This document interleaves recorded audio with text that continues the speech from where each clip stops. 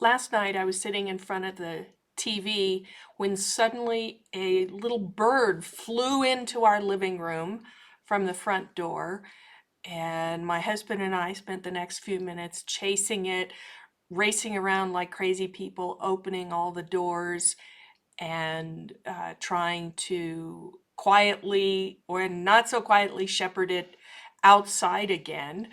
My husband said, I didn't leave the door open. I just opened the door and it suddenly flew in. I don't know what happened. Uh, and then he jokingly said, I hope the bird didn't build a nest in the Christmas wreath. And I laughed and said, yeah, right. And then this morning I went out on my morning walk and took a look at the Christmas wreath, and this is what I found. This cute little uh, bird nest with a collection of little eggs.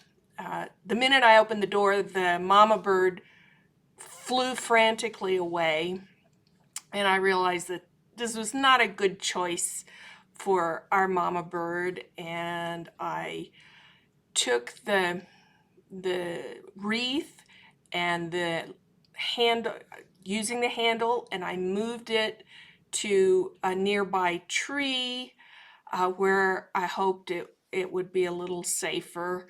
And I came back in, and then I thought about it for a while and decided maybe that first choice wasn't the best one. Maybe it should be moved a little bit farther away, because the first choice left the wreath hanging in the wind, and we're expecting another winter storm, and it's right in direct line with the front door and the stress of people coming and going. So I moved it a little bit around the corner.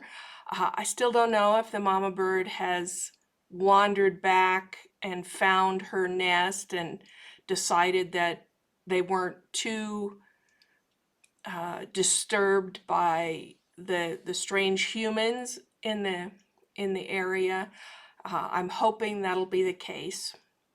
And by this time, you're probably wondering, what in the world is going on here? Why is Ricky talking about birds and bird nests and Christmas wreaths? It's March. Well, our Christmas wreath was still on our door. I left it there for a long time because I felt like during the pandemic, it was one of the few things that made me feel like the holidays weren't completely gone. And then I just got lazy. My Christmas tree is still up, but I've moved the bins back into the living room in hopes that I'll be inspired to actually take the tree down. But as I thought more about my little mama bird, I realized it was a really perfect metaphor for where we are in the pandemic right now. After the long, hard, cold winter of the pandemic, the surge worldwide, the fear, I think most people are starting to feel like, oh, there's a light at the end of the tunnel, finally. But as I've been saying, I see the light. It's not disappearing entirely anymore, but the length and of the tunnel keeps growing and shrinking and growing and shrinking. And my poor little mama bird is in the same boat. Uh, she's uh, she's laid her eggs in hope of a spring and new babies, and then suddenly out of nowhere, first she ends up in this strange house, completely freaked out. She doesn't know where she is, what she's doing. Okay, she escapes from that new worry, settles back into her nest, and then first thing this morning, somebody opens the door again and scares the bejesus out of her. And then she comes back to her nest and it's not there anymore. And what the heck is going on? Where's her nest? Where are her eggs? What should she do? And I think that's uh, sort of how we're all feeling right now. I know that's how I'm feeling right now. Um, this The season of spring has begun. When I was out on my walk yesterday, I saw the first tree in bloom. But I checked the weather this morning and we're expecting another winter storm and snow. I also made the mistake of checking the Johns Hopkins daily email, which, as you can imagine, was full of lots of the surge news and the states and countries where the pandemic cases, the COVID cases are on the rise again. Vaccinations are going up, but there's still people afraid of vaccines. There's still people afraid of going out. There's still people who don't have never accepted the urgency of the pandemic, the need for masks and social distancing. There are people who, like my little bird, got cozy in their new little home, and the prospect of moving out from that cozy little space is frightening. It's scary. It's uncertain. Even the first step is tough. In my case, we just wrapped up our Holiday Hope campaign, which ran from November through March 21st, the beginning of the Nowruz holiday, which I'll tell you a little bit more about in the email below. We generated a fair bit in sales, but not nearly what I had hoped. I'm not sure what's going to work. I'm uncertain. I did commit to my first live event in Albuquerque in September. I don't know if I'll be able to attend.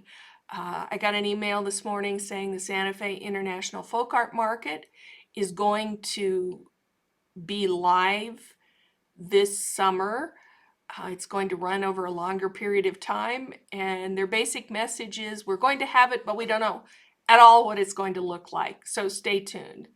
So that sense of uncertainty, fear, reluctance to move forward, I think is affecting all of us. People want to send their kids back to school, but they're afraid to send their kids back to school. People want to go back to the office, but they're afraid to go back to the office. They want the vaccine, but they're afraid to get the vaccine. And I think that plays out throughout our personal lives and our business. And but there were a couple of pieces of advice that I heard over the last couple of days on my daily podcast walk. I try to go for a walk most days, and I have my collection of favorite podcasts. And there were two things I heard that are sort of giving me hope for the spring, even knowing that we may have winter storms. There's still a lot of uncertainty. One of them was trust the compass, not the map.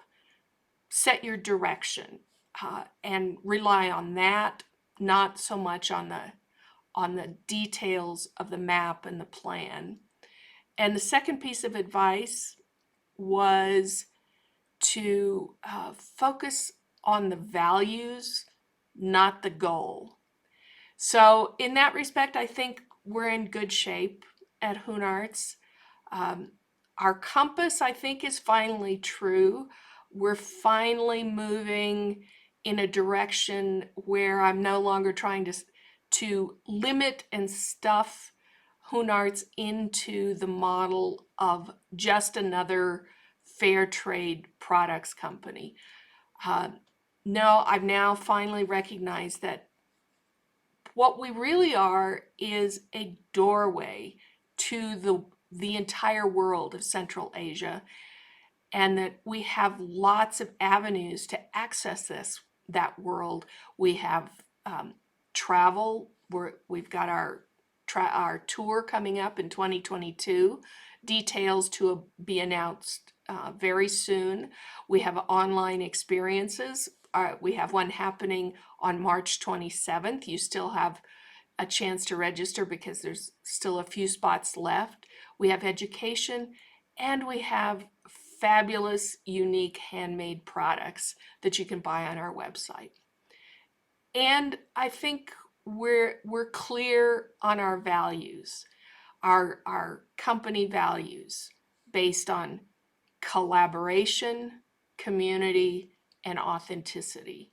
So I think those two pieces of advice will set us on the right path and keep us moving even when the setbacks, the uncertainty, the fear strike again.